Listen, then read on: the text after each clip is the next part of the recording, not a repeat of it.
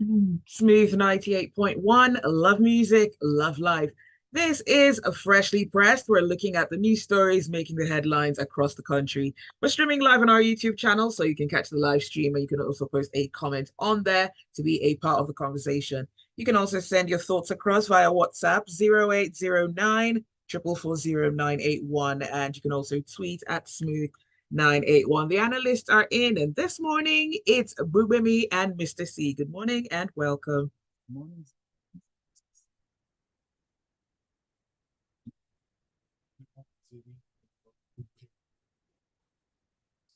All right. So is this where I say happy rainy day or happy post rainy day?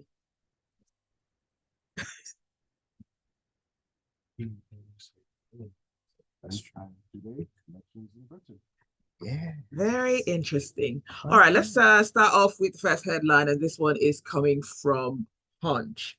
Labour private sector protest as discos hike tariff again. Okay, thank you, Zibby. So, reading your story, I sort of understand why they're protesting, but their protest also underscores or highlights the fact that they do not understand how the power sector works. Now, in Nigeria's electricity industry, there's a multi-year tariff for construction. Now, what that means is every year, NERC is required to twice biannually majorly review tariff rates, in addition to minor tariff reviews. Now, for a tariff review to be effective, certain factors or certain indices are considered, and they include what the exchange rate is and the extent of the fluctuations in the exchange rate. They look at the current inflation rate, they look at the available generation. Why is this protest because difficult? In May, the exchange rate of the dollar to naira was around 1,207. That's consequentially resulted in the tariff being dropped to about 200 from the 225 that was initially announced. Now, in June, NEC realized after doing its review that the current exchange rate was about 1,500, in addition to the increase in cost of gas and other factors, and accordingly reviewed the tariffs. Now, the tariffs have moved from 206 naira 80 kobo per kilowatt hour to 209 naira 50 kobo. So that is an increase of 2 naira 70 kobo per kilowatt hour, and this is only for band A. Bands B through to E remain unchanged. Now, Labour is protesting. Now, for me, I've had my reservations about Labour and the way they conduct their business, the way they stand policies, and again, I reiterate the need for them to get experts to help them because they simply do not appreciate the issues. Now, Nigeria is a country swimming in gas. We have oil deposits where we're swimming in gas. However, most of the current gas production is channeled outside to buyers who can pay for it. Now, the power generation companies need to generate power. We have hydro generating companies, we have gas-fired plants. Now, the gas-fired plants need gas, but you need to pay for the gas. Now, the generation companies are owing gas companies because they haven't fully paid for the gas. Then you then have the distribution companies that haven't fully meted all their customers and do not remit all the monies they receive from the customers they have meted or receive revenue from to the generation companies. So this is a very interesting mix. Now, they're saying that go back to the status quo. What is the status quo? If you say go back to the status quo, do you want power or not?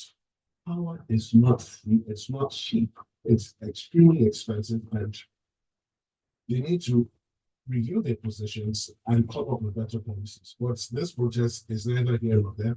If they want the underlying framework to be changed, they need to approach the National Assembly and propose an alternative framework. All right, thank you for that. Let's move on to the next headline, and this one comes from Daily Trust. Customs intercept arms and drones worth 1.5 billion naira in Lagos. So the Nigerian Customs Service has announced that they've intercepted this cache of arms, which were imported by an individual, and they've said that it came linked to people who are based in Turkey. Apparently, this isn't the first time that they've intercepted such a cache of arms, and they've gone ahead to, to say this, and which shows that they've probably done some sort of investigation to be able to link the source of these arms to the perpetrators in Turkey. Now, if we look at the arms that were seized, they had drones, 148 pieces of ballistic vests, 172 pieces of ballistic plates, 15 pieces of 15 pieces of ballistic plates, one ballistic helmet, 8 walkie-talkies, military and paramilitary badges, totaling about 9,172 pieces. This is a huge amount of goods. And the first thing that comes to my mind is why these weren't flagged from the originating airport. One would have assumed that for these cargo to be cleared to leave the originating airport, there must have been some sort of documentation to support its validity, So first and foremost, I'd like to commend the Nigerian Customs Service for intercepting that when it got here. I believe that they have, the equipment to scan all goods coming in, especially those that they suspect to be contraband.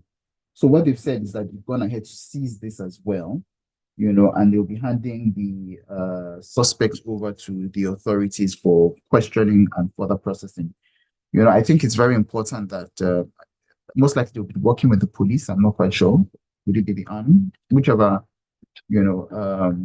security apparatus it is that they work with, it will be very important to be able to trace the source of these goods to the very originating sponsor. Who knows what the intention of these items are for. We've seen a lot of unrest in various parts of the country, the east, parts of the north, and all of that.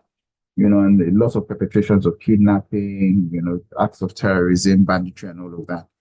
Potentially these goods are linked to that. So it would be nice to find out who exactly, is the source of these goods, and then trace it all the way, and then bring justice, to these people.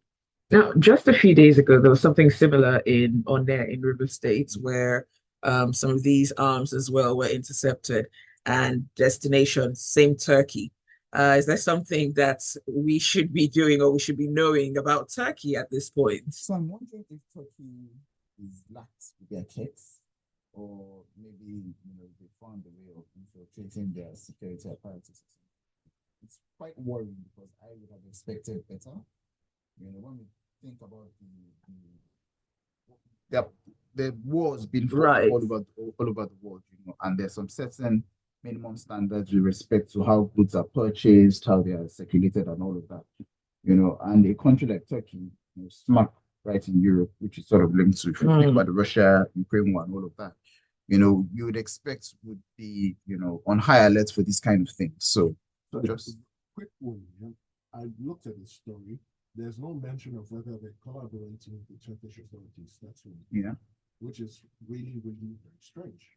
2, they have not indicated who these Nigerians are. Are these Nigerians not capable of being named? And okay, since you know they're Nigerians with Turkey, what steps have you taken? Have you asked Turkey to extradite them back to Nigeria? Have you asked Interpol to issue arrest warrants? So what's this business of we're taking them in for questioning? What are we supposed to do with that piece of information? If you're not going to go after the people over there. The other time, the UAE sent us a list of terror suspects they had investigated. Send the list to us. What have we done? All right, let's go on to the next headline. But don't forget, we want to get your thoughts. You can send them through via WhatsApp 0809 440 981. You can also post it on the live stream up on our YouTube channel, Smooth 981. From The Nation, Senate probes importation of substandard diesel, other products. Okay, thank you, Zibby. So this is a fallout of the address by a senior executive of the group that owns the refinery in Lekki that competitors were importing bad diesel. Now, said competitors did come out, issue a major press statement, and they denied it. On the back of that event, the regulator came out and said nothing like that happened. Now, on the floor of the Senate, we have a senator who comes to tell us wonderful stories. He said some vessels dropped diesel off the coast of Nigeria in London, and the bad diesel came in. My question to the distinguished senator is this. You are the only one who seems to know that the diesel brought in was bad. Did you inspect the diesel personally? Do you know who did? Are you in possession of an inspection report stating that the diesel falls below Nigeria's specifications? So on the back of that, they've launched an investigation, not only to investigate that, but to investigate the following. And I need to expose them because I'm going to make a point. Now, they want to inquire from the NNPCL the state or status of the 22 depots built by the NNPC to eliminate road distribution of petroleum products. They also want to understand the extent and timelines for the startup of the government-funded oil refineries, amongst other things. Ladies and gentlemen of the Senate, you've been in office for more than a year. How is it that you didn't do any of these things in the first year? And if you didn't do them in the first year, what exactly were you doing? Do you need to launch an investigation to find out from the NNPC what the status of its depots nationwide are? Isn't that what a simple email will achieve? Isn't that what a simple letter would achieve? Do you need to launch an investigation to determine whether the direct sale and direct purchase agreements are in line with the Petroleum Industry Act? So there are many questions. I'm not sure what they want to achieve. Now they want the regulator to come to the National Assembly and establish that its protocols are correct. Now my question to the Senate is this. How many of you have the required background, technical competence and knowledge to determine whether the regulators are actually correct or not? So how are you going to go about this? I think this is just another jamboree. We're just going to waste our time. And can the Senate openly contradict the regulator? The regulator is equipped with proven and specialized professionals. The Senate is populated with politicians. So I'm not sure where we're going with this. All right, thanks for that, Mr. C. You're listening to Freshly Pressed on Smooth 98.1. Do stay with us. The conversation continues shortly.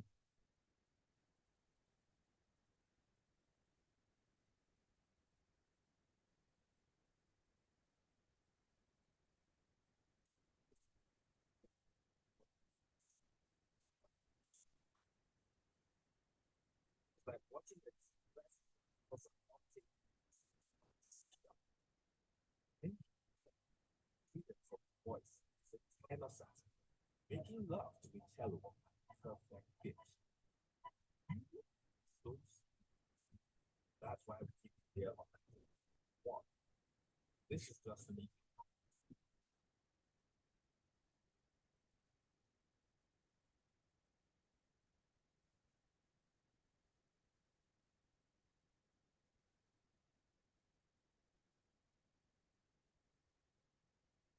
okay. It's Freshly Pressed on Smooth 98.1. Zibby here. I've got the analysts with me. We're looking at the news stories that are making the headlines across the country. And let us know your thoughts. 0809 444 0981. You can tweet at Smooth981 or just post a comment on the live stream on YouTube. It's Smooth981. That's the channel. And don't forget to subscribe. Next headline comes from Punch.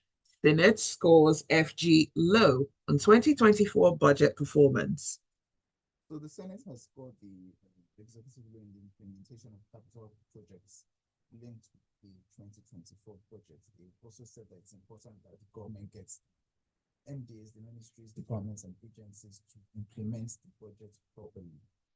You know, looking at when July and also half of the year is gone, this is a bit worrying because one would have expected capital projects really are one way of creating jobs. If you look at that, the government I know had said when they came in that they want to create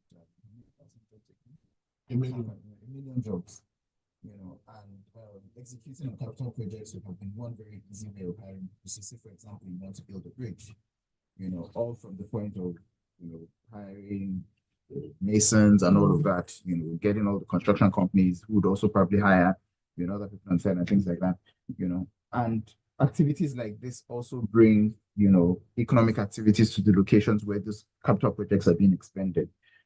So for me, this is sort of a low-hanging fruit. But then again, I know that capital projects come with capital expenses. So maybe that's one of the things that the government would say that they've been looking at. But there are other things that the government has spent money on, or has said that they want to spend money on, that may not necessarily have a direct impact on people. So you're wondering what exactly is the priority. One of the things that the Senate has also highlighted is the fact that NNPC had promised that refineries would be up and running by a certain time. And this hasn't happened.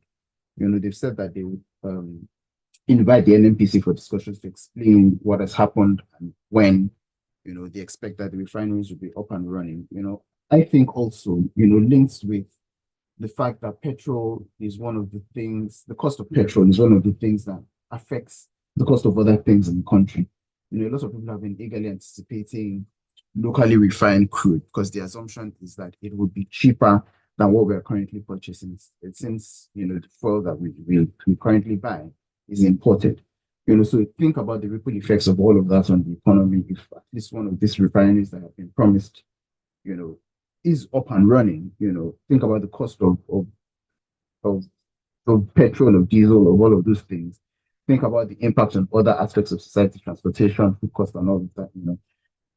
Sometimes I wonder, is the government thinking about these things long term the way many of us think about it?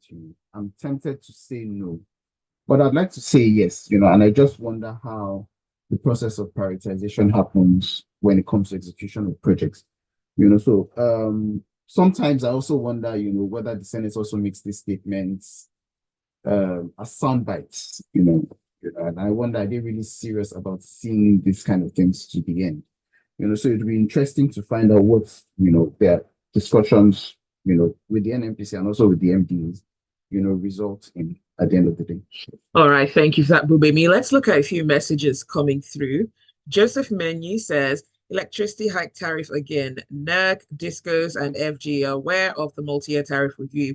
Its policies to enhance better pricing and performance. But why is all this hike policy not attached with compulsory metering of all consumers connected to their networks? How long will they continue in fraudulent activities in the power sector? Simply meter all customers. Let's see if there won't be an improvement in power generation, distribution, and proper price of consumption paid for, not estimated billings, which they are making a kill for, whether there is electricity or not. God bless Nigeria. Deji says, so many questions unanswered on the arms intercepted at various Nigerian borders, and those involved will be unknown. This will not be the first time and the last time we've heard about illegal arms coming through the borders, especially during election periods. Arms business isn't for the weak. It's an elitist business. It's not yam and beans. Okay, I see your message, Deji. No, I am not responsible for the rain. Let's see. This one is from, let's see. I'm trying to find a name, Charles from Aguda. And Charles says, Mr. C, your analysis is so on point today, especially on the bad diesel story. Let's move on to the next headline. 0809 440 981. That's the WhatsApp number to send your messages to. I'm just checking the live stream, see if we have a few comments on there. From Punch, 10-hour rainfall, businesses grounded, house collapses as flood overtakes Lagos. Thank you, Zibby. Thank you. Yesterday was indeed traumatic for a lot of Lagos residents and even residents of the parts of the state contiguous or adjacent to Lagos.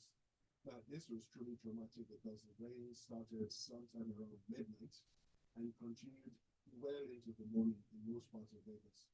And we saw scenes that we hadn't seen in about maybe 2 or 3 years. Whole areas completely flooded, major expressways and roads that you expect to be water-free completely flooded, and it was very traumatizing. The children who had to go to school, who were writing exams, they couldn't attend the exam because they couldn't make their way to the centers. Now, in all of this, we must give kudos to the Lagos State Commissioner for Environment and his team. Despite the working conditions in which they have to function and the current climate, they're still doing the very best. Because, for example, the approach onto the Third Mainland Bridge from the mainland was completely flooded, and he sent an emergency flood abatement guys there, and within the shortest time possible, they had completely drained that area, created a channel for the water to go. Now, beyond all of this, this was a flash flood. So it's excessive rainfall within a short period of time. There's nothing the government could have done about this. But beyond this, we as a people have a part to play in all of this. Indiscriminate dumping of refuse is part of the problem because a lot of canals are blocked with refuse. And it begs the question, are Nigerians extremely dirty? Because the Ministry of Environment team has had to deploy all sorts of physical and earth equipment to clear the canals and make sure they're water free. Then you then have people who build on canals, who block canals. We must do better as a people. But all in all, it's a good thing from, in a way, I think it's good. I'm not saying it's good because a lot of people suffered losses, suffered damages, and our thoughts go out to them. The house actually collapsed in motion. But it's good from the perspective of the regulator. Now they have a clearer picture of what the issue, what the potential vulnerable points are, and then they can then plan for them for the rest of this rainy season and even the next rainy seasons. But let's cooperate with government, let's work with them and try to minimize the after effects of any future flash floods and excessive rainfall. As individuals, is there anything we can do? This is an act of God, so we can't control that. But are there things that we can do to ensure that even when these things happen, the damage is limited? Yes, we can. So, for example, our gutters, our drainages, our canals, let's stop dumping also all manner of refuse into these channels. Let us also not block existing natural water channels because the truth of the matter is water must follow its natural course.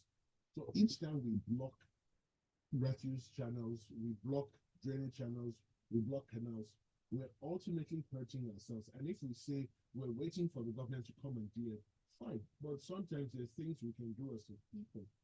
Because if we didn't dump those channels with refuse, there'll be nothing for the government to cut. Water will continually flow. So we need to do better as a people. And my concerns now, following this flash flood, I hope the cholera epidemic will not become strengthened because a lot of water sources were covered by the rain, boreholes, we're talking about boreholes, and sewage points. So everything's meeting together, sewage points, boreholes, and if care is not taken, we may see an upsurge and uptick in the number of people who are displaying cholera symptoms. Now, I'm curious about this. Was there any formal warning of how severe this rainfall was going to be? I do recall that in April, Mr. Wahab had sort of issued a warning. It was a general warning that there would be a lot of rainfall. But specifically, were people informed that, look, the rain in the next 2, 3 days is going to be really severe? I mean, there was a case of a child who was swept away by floods. I mean, if they had that warning, perhaps the school would have advised parents way before that incident to keep the children home. Yeah, so to be fair, you might know the Nigerian Meteorological Agency did issue this. And if you have any of these weather apps on your devices, they also issue this sort of warnings or updates that you're expecting this sort of rainfall for this period of time. Now, it's sad that people still got affected. Maybe they didn't either see the news or did not avert their minds to the news. But to be fair to the agencies, to the governments, they did issue warnings. All right, thank you for that, Mr. C. Let's look at a few messages coming through. This one is from Deji. Deji says, I think the idea of a president keeping or holding the position of Minister of Petroleum accounts for poor accountability in the sector. The president should be able to give account for adulterated products coming into Nigeria as the minister. Deji says, dear esteemed analyst, please can you recall in the last 10 years or even 20 whether any arms dealer has been successfully caught, tried, and convicted? Dan Okuda says, free-flowing canals and gutters would have caused less havoc in the rains that overtook Lagos yesterday. The Ministry of Environment still has a lot to do in this regard. Anthony Francis says, the fight against insecurity has so far been a bit of a joke. It's a little more time, and the Port Harcourt arms investigation could potentially be swept under the carpet. We can build 100 refineries thinking it's a solution to the problem, but I tell you, they will find another way. Stop them from getting crude. That's where our problems are, the cabals in the sector. We're in for a long thing until we learn to call a spade by its name and the government stops playing politics with security issues and the oil sector as well. 0809 440 981. That is the WhatsApp number. You can also tweet at smooth981. Let's move on to the next headline. And this one comes from Daily Trust. Enugu governor signs ranch management bill into law. So the Enugu state governor assented to a number of bills presented by the Enugu State Council Assembly. One of them was the Public Lands Management Agency Bill, the Enugu State Environmental and Climate Protection Bill, Enugu State Sports Development Fund Bill, and Enugu State Properties Protection Bill. As we all know, ranching, open grazing has been an issue in the last few years around the country. A lot of state governments have discussed about what to do regarding that. Many people are of the opinion that cattle ranching is the best way to go, and the Enugu State government has just put it into law that all grazing of cattle must be done in ranches. So this portends good things for the state. My thoughts are just that I hope that they are able to implement this. The community of cattle rearers is a very strong community, and they've proven to be difficult in some instances over the years. So implementation should be a great focus for the government. All right, thank you, Gbugbemi, for that. Let's look at a few messages.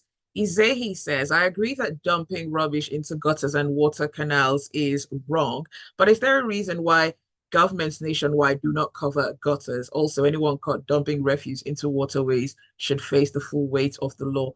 Fabian from Ekbe says, all right, wrong number, Fabian. Devo is not in the studio.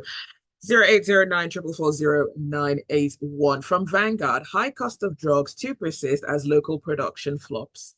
Okay, thank you, Zibby. So this is actually quite a sad story because local drug manufacturers are suffering. Now, according to research from Pharma West Africa, Nigeria has the second largest pharmaceutical market in Africa, just after South Africa, and our market is valued at about 6.1 trillion naira, and is projected to grow by at least 11.5%. Now, you would think all is well, but local drug manufacturing can only satisfy about 35% of the local demand, which means about 70 to 75% is imported. However, this is strange because a number of pharmaceutical drugs were placed on an import prohibition list, and they include paracetamol. Yet when you walk into any pharmacy, most of the medication on display for sale are imported. Now, one of the largest local manufacturers is now facing a winding up petition in the federal high court from the bank. Ostensibly, it took facilities to aid its business and has been unable to pay. Now, what that means is that particular local manufacturer, if it doesn't defend their suit properly or show evidence it can repay the debt, it will be wound up. Now, when it goes, it leaves a big hole within the local manufacturing space. Now, what are the challenges they're facing? They're facing access to water. They have to generate their own power. They're dealing with the uncertain, volatile, and ambiguous regulatory landscape, multiple taxation at national and subnational levels, and I dare say sometimes even at local government levels. It's just a huge hot mess. And in all of this, they're supposed to thrive, they're supposed to prosper. And it makes me wonder. Sometime last year, the president has said we are giving directives to aid, in particular, the pharmaceutical sector to ensure that local production is ready. I wonder what came of that. What was the result or consequence of that directive? Because clearly it hasn't been properly executed. Now, if local production drops, jobs will be lost. If jobs are lost, there's a loss of personal income tax. There's a loss of company income tax. There's a loss of land use charges and other fees that will be equivalent to governments at national and subnational level. Long story short, in conclusion, this government needs to declare state of And Mhm. we need to figure out what we do. The current economic climate isn't helping. All right. Fabian says, I disagree with Mr. C that it was a flash flood to which we could have done nothing to prevent. Better draining channels on the bridge and prior drainage of canals could have prevented this. We've had a longer and heavier rain in the past without the floods. Veronica says, yes, they gave a heads up on rain and flooding, but the question is, why is nothing ever done in preparation of the rain? Also, we as a people are just dirty and not caring enough about the environment. Joy U says, like Mr. C said, Nigerians are our problem. A house on the mainland took out their dirt and poured it into the flood, and thankfully the house is sealed by Lagos State. However, I wonder if we shouldn't get back to environmental sanitation. We are peculiar people. But do Nigerians need environmental sanitation day? Do they need one day to remind them to clean their homes and environments? No, so it will get away with it. But when they know the visited the consequences of their actions, which will adversely affect their pockets and their wallets, they will behave not because they love to behave, because they know what to do. All right, let's see. This one is from Abbas. Abbas says, you don't see the effect of directives immediately. Circulars have been released to customs on reduction of tariff for pharmaceutical products, and they are already implemented in the system. This one is from Theo. Theo says, heard a farmer crisis has been a menace in Enugu for over 20 years now. Even before the communities got affected, there was the Udi youth and herdsmen clash and many others. Kudos to the government of the state. That is all the time that we have for Freshly Pressed this morning. Apologies, we can't read all your messages, but thank you for listening. Thanks for your messages, and special thanks to our analysts as well, Gbugbemi and Mr. C, for joining us this morning. Thank you. Thank you for having me. Do stay with us. There's a lot more to come on the Smooth Breakfast.